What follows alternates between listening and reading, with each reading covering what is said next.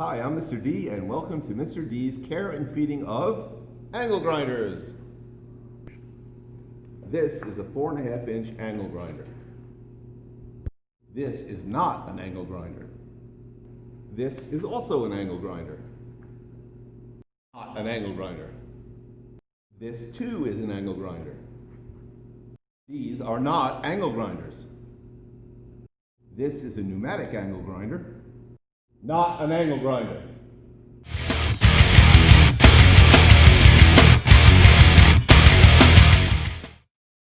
Okay, so now we're set to change the wheels. In order to do that, you need to find and engage the spindle lock. Each grinder has a spindle lock. It's usually a button on the top of the grinder. Here it's this one. Back over here on this one. Back here on this one. And on the large one, it's right down here. When you push them in, you should hear a click as it locks the wheel. Okay, so to take the wheel off, we're going to engage the spindle lock.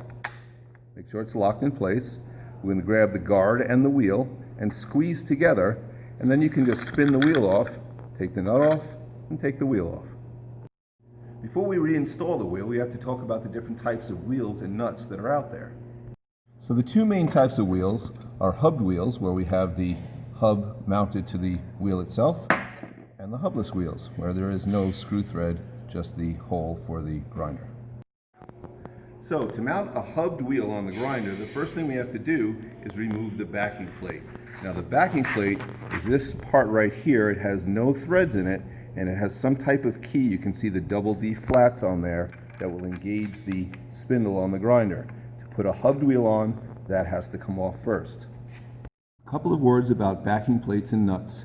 Backing plates are manufacturer specific. They cannot be interchanged. They have no threads on the inside, and they'll have some key to engage them into the spindle on the reverse side. They must go on the grinder with the flange side up. Nuts are not manufacturer specific. They all have a 5/8 thread on the inside. But you must make sure that regardless of whether it has a square looking or a round flange, when you're using a thick wheel, the flange side goes down. When you're using a thin wheel, the recess side goes down against the wheel. So when you go to mount your hubbed wheel on the grinder, you're going to engage your spindle lock, make sure your backing plate is removed, and spin the wheel onto the spindle. Now if it hits the guard here, it means someone has dropped the grinder. We're going to take the wheel back off, take a pair of pliers, and just bend the guard back out until it clears the wheel. Then you should be able to put the wheel on, spin it on, lock it with the spindle lock engaged. Just give it a nice tug, and that's all you need to mount it. If you're mounting a hubless wheel, first thing you need to make sure is that you have the backing plate installed. Remember, they all have some type of key. We're going to put the backing plate on with this little flange up and make sure that it locks itself onto the spindle. Before we go cranking a nut on these, we have to take a look at the wheels themselves. You'll notice that the hub where it mounts are different thicknesses. This solid wheel is about a 1/4 inch thick, and then this flap disc has about an 1/8 inch here, and then this cutoff wheel, also called a razor blade, is about 3/64 thick. If you're using any wheels that are thick, like this one, you must use the part of the nut that has a little flange that sticks up. That flange is going to go into the wheel itself and help center the wheel on the grinder. So when mounting a thick wheel, we make sure our backing plate is on. We put the wheel on the backing plate that centers it, and then we put the nut flange side down and spin it onto the grinder. We engage our spindle lock, and then just give the wheel a tug like we did before, and that's how we put the wheel on the grinder. So when you're going to mount a thin wheel, like this flap disc or this razor blade, we're going to do the same thing. We're going to make sure we have our backing plate on the grinder. We're going to mount our wheel on the flange that's on the backing plate, but this time we use the recess side down and tighten it on that way. If we use this flange side down, the flange will hit the backing plate and you'll never get the wheel tight. Once again, engage your spindle lock, and give it a tug, and that's how we put a thin wheel on the grinder. These grinders come with a spanner wrench. The spanner wrench engages the spindle nut and you're very tempted to try to tighten these with the spanner wrench. Don't do it. Take the spanner wrench, make it go bye-bye, and only use your hand to tighten the wheel. Spanner wrenches are only good for taking these nuts off. When it comes time to install a wire wheel or a cup brush, there's a couple of things. First, you want to make sure that you remove the backing plate.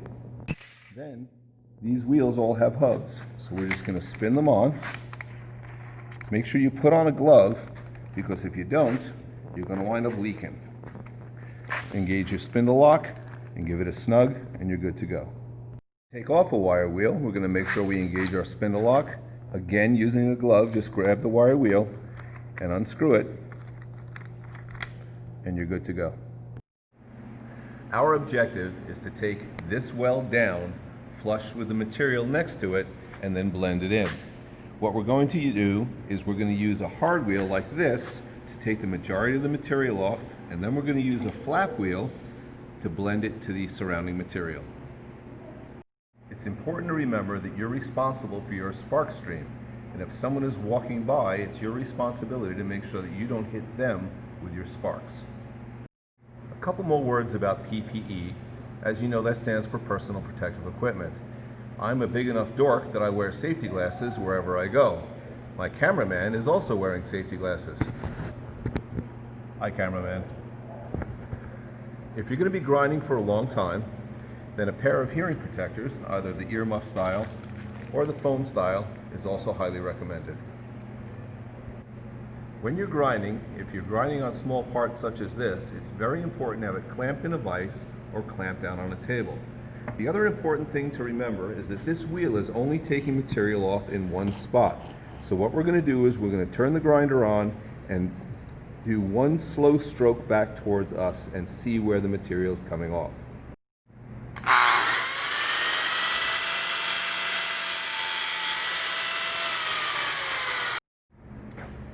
So as you can see, we've just taken the high spots of the weld off. We haven't contacted either of the parts on either side. You can drag the grinder towards yourself, or you can move it back and forth. It's just important that you understand that you're only taking material off in one spot, and you see where the material is coming off of the part. Action.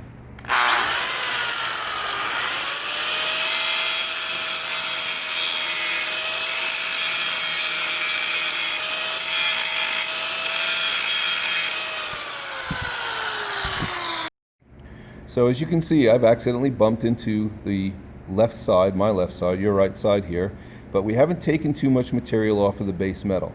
That's okay. What we're going to do now is we're going to change to a flap disc and feather the whole thing out.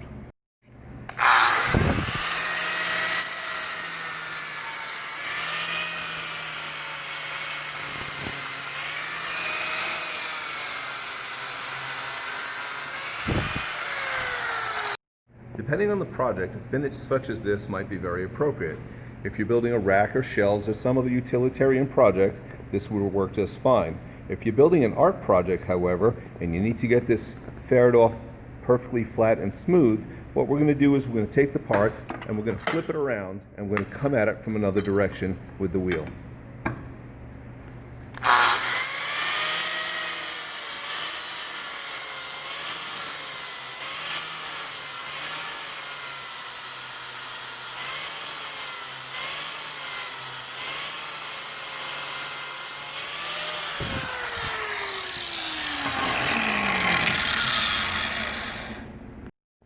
Okay, so what you're going to notice here is that we still have one small area where we have a subsurface.